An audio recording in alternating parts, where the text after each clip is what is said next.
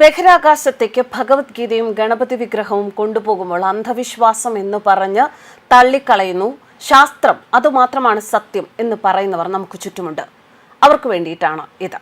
വേദപാഠശാലയിലെ ശിക്ഷണവും അതുവഴി ലഭിച്ച ഏകാഗ്രതയും ശാസ്ത്ര പഠനത്തിന് വലിയ സഹായമായി. ജിമ്മിൽ പോകുന്നത് ശരീരത്തിനെന്ന പോലെ വേദപഠനം മനസ്സിന്റെ ആരോഗ്യത്തിന് ഉത്തമം എന്നതാണ് അനുഭവ പാഠം. ഇത് ഗോവിന്ദകൃഷ്ണന്റെ വാക്കുകൾ. യാഗഭൂമിയിൽ നിന്ന് ബഹിരാകാശ രംഗത്തെത്തിയ വ്യക്തിയാണ് ഗോവിന്ദകൃഷ്ണൻ. യാഗഭൂമിയിലെ വേദമന്ത്രങ്ങൾക്കൊപ്പം ശാസ്ത്രപാഠങ്ങളും പഠിച്ച മംഗലത്തില്ലത്ത് ഗോവിന്ദകൃഷ്ണൻ PSSC ശാസ്ത്രജ്ഞനാകുന്നു.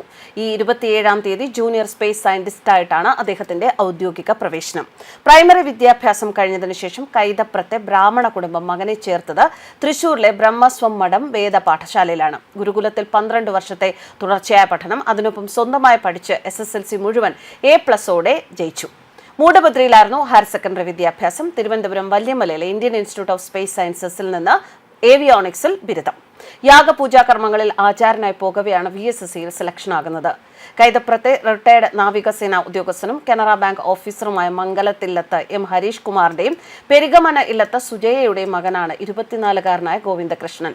പിതാവിന് കർണാടകയിലെ കാർവാറിൽ സ്ഥലം മാറ്റമായപ്പോൾ കുടുംബവും അങ്ങോട്ട് പോയി. അങ്ങനെയാണ് മൂടബദ്രി ആൽവ സ്കൂളിൽ ഹയർ സെക്കൻഡറിക്ക് ചേരുന്നത്. JEEക്ക് ഉയർന്ന റാങ്ക് നേടി IISTയിലും എത്തി. യാഗഭൂമിയിൽ നിന്ന് ബഹിരാകാശ രംഗത്ത് ഇന്ത്യയുടെ അഭിമാന സ്തംഭമായ ISROയുടെ ഭാഗമാകുന്നതിന്റെ ആഹ്ലാദത്തിലാണ് ഇപ്പോൾ ഗോവിന്ദകൃഷ്ണൻ.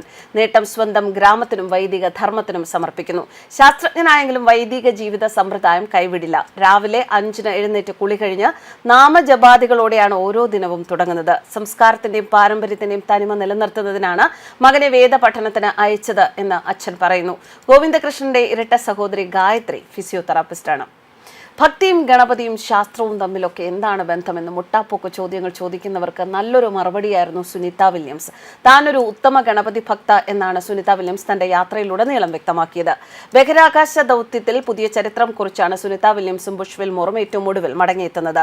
മടങ്ങിവരവിൽ 2016 സുനിത നൽകിയ അഭിമുഖമാണ് ആ അവസരത്തിൽ സമൂഹ മാധ്യമങ്ങളിൽ നിറഞ്ഞത്. രാജ്യാന്തര ബഹിരാകാശ നിലയത്തിലേക്കുള്ള യാത്രയിൽ താൻ ഭഗവത്ഗീത കൊണ്ടുപോയിരുന്നു എന്നും ഇനി പോയാൽ കൊണ്ടുപോകാൻ ആഗ്രഹമുള്ളത് ഗണപതിയുടെ ചെറിയ വിഗ്രഹമാണ് എന്നും അന്ന് നൽകിയ അഭിമുഖത്തിൽ വെളിപ്പെടുത്തിയിരുന്നു. അതാണ് സുനിതയുടെ മടങ്ങിവരവിൽ വൈറലായത്. ഗണപതി തന്റെ ഭാഗ്യദേവനാണെന്നും താൻ തികഞ്ഞ ഭക്തയാണെന്നും അവർ വെളിപ്പെടുത്തിയ അവസരം കൂടിയായിരുന്നു അത്. ഗണപതി ഭഗവാൻ എപ്പോഴും തനിക്കൊപ്പമുണ്ട് എന്നാണ് താൻ കരുതുന്നത് എന്നും ഗണപതിയാണ് തന്നെ വഴി നടത്തുന്നത് എന്നും അവർ കൂട്ടിച്ചേർത്തിരുന്നു. ആ അഭിമുഖത്തിൽ പറഞ്ഞതുപോലെ തന്നെ ഗണപതി വിഗ്രഹം പിന്നീട് ബഹിരാകാശത്ത് സുനിത വില്യംസ് കൊണ്ടുപോയിരുന്നു.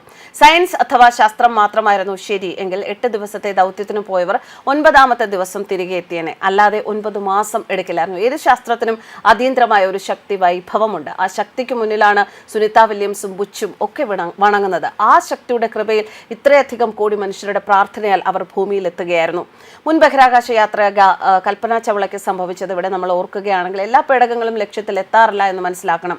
അതീവ സുരക്ഷയോടെ എന്ന് പറഞ്ഞ് നിർമ്മിച്ച ടൈറ്റാനിക്കിന് സംഭവിച്ചതും മറ്റൊന്നല്ല.